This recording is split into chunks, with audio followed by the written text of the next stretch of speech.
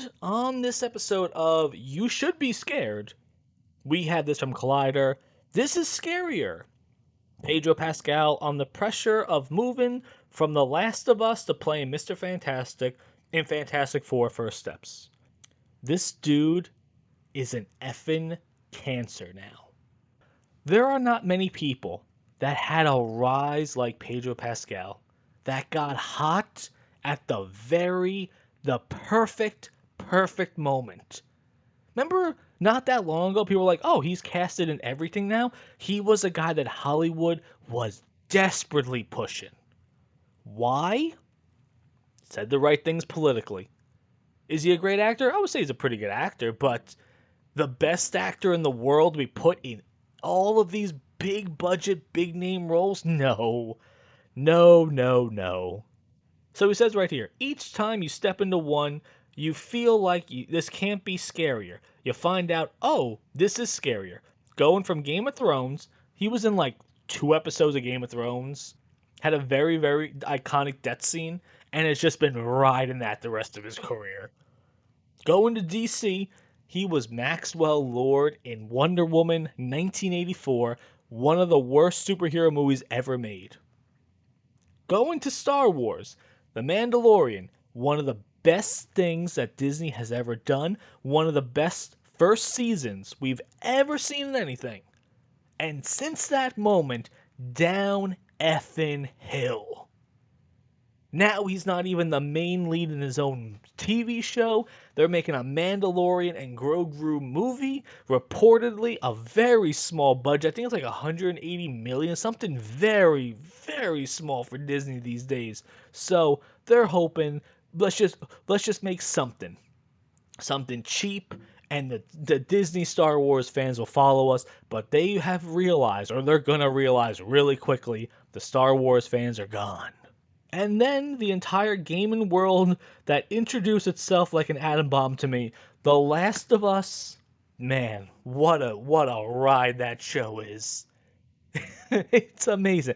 They had one episode. If you haven't watched it, obviously you probably didn't because no one watched it. They had a whole episode that the director said was a celebration of gay love. That they put this episode in there of these two dudes having a relationship to try to normalize gay relationships. Imagine for a second you are taking one of the biggest, best games out there, Last of Us. The first one, not the second one. Good lord, not the second one. The first one was cinematic gold, did everything right. Probably one of the top 10 PlayStation games of all time. And they took a zombie fungus apocalypse survival show and said, you know what we should do? Let's have an episode about two dudes planting tomatoes and butt stuff. Yeah. There's no there's a reason why season 2 the viewership has dropped 50% in the US. Apparently, the European market is the only thing keeping this show alive, and they're saying that they need 4 or 5 seasons to tell this story. You're not getting that. You're not getting that at all. Get the hell out of here. And in the best way, because I learned very quickly the incredible medium of storytelling that's happening within gaming. Bro, what the hell is that quote? All you had to do, see, I've said this many times, okay? If I was a director and I'm taking an IP, I would be the most boring director out there. Like, oh, we're making a Last of Us TV show. Here's what we're going to do. We're going to play the game with the entire writing staff, and we're just going to do this. Not like how I play the game where I die 1,000 times, but have someone good play the game and have them not die 1,000 times. That's what I would do. I would be Zack Snyder starting off. Oh, you want me to direct a Watchmen movie? Here's the comic book. Here's the storyboard. We're doing exactly this. Oh, you want me to direct a 300 movie? We're just going to do the graphic novel. Not a problem whatsoever. So that's what I would do. I would, again, be the most boring, bland person out there, but no. We got you guys doing this. You guys have taken over and destroyed the second game was terrible to begin with, but it's even worse as a show. And Pedro Pascal did not remotely move the needle. I think actually no, I take that back though. I think the only episodes that actually saw an increase in viewership was when they brought him back in like dream sequences and stuff like that. Like how that was a bulk of the marketing on Facebook. It was like, hey, Pedro's back for this one. If you have to sell the idea that he's gonna come back in a dream sequence to sell your TV show, you got problems, guys. You got big problems.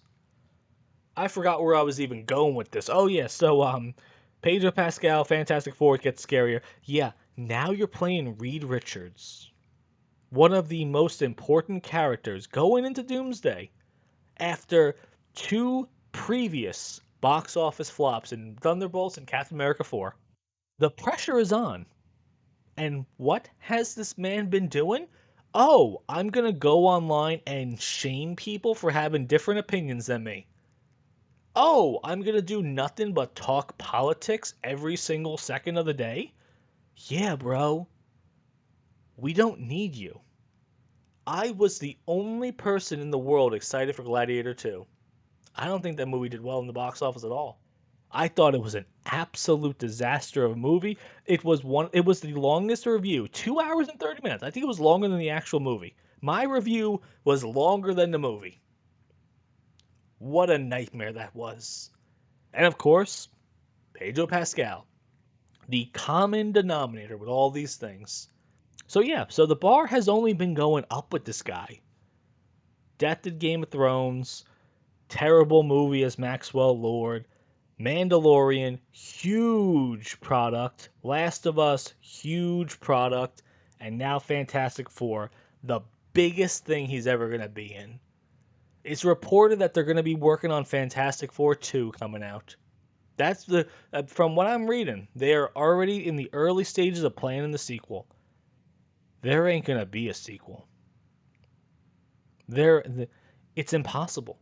It's impossible for me to think that Marvel is going to sink a single solitary penny into the Fantastic Four 2 when the first one is going to do so incredibly bad.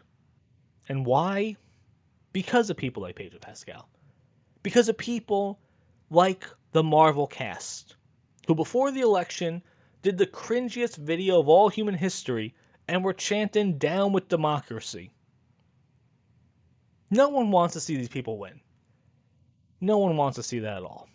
And it's really, really showing. So we as fans have put a big, big middle finger to all these people. And we're going to tell them, no, we don't need your product. We don't need your cast. We don't need any of this stuff. We don't need your messages shoved down our throat. We can watch other things. And that's what's happening. People are choosing to do other things. I told someone else the other day, I said, with the power of AI videos coming out and the ability to create these big movies, in a few years, we're going to make our own Star Wars. It's not even going to be close. YouTube is going to be probably the highest stock of all time. As soon as movies are be able to be made and put on YouTube, we're going to have Star Wars series, Star Trek series, we're going to have our own Game of Thrones, we're going to have our own superhero franchise. We're going to have all these things there made by dedicated people that care about these products more than the companies, and more importantly, in the actors that are doing their absolute best to torpedo their own brand. So to Pedro Pascal's quote, this is scarier? Yeah, it is. And I'm just wondering, looking at his career going forward, what's left? Sure, people always say they got money and stuff like that. It doesn't matter. They're narcissists. They need the attention. They need the love. And a guy like Pedro Pascal that needs to hold his co-star's hands at red carpet events because he has such social anxieties. This dude needs the fame. And in a few years, when all the roles dry up, all he's going to have is his activism. And that's it. But in the end, what do you guys think about that? But evil is Kevin. It's not horns or shadows in the night. It's a voice in your mind, a tempting hand saying take what's yours, don't bother to fight. It's the whisper of self, louder than the rest. It's selfishness in its purest form. The one respect best. Come on, Kevin, just give in. Why wait for promises thin and dim? Your God's not here, you're on your own. Take my hand, you'll never be alone. I'll be the strength when you're weak and torn. In this world of lies, I'm the storm you were born.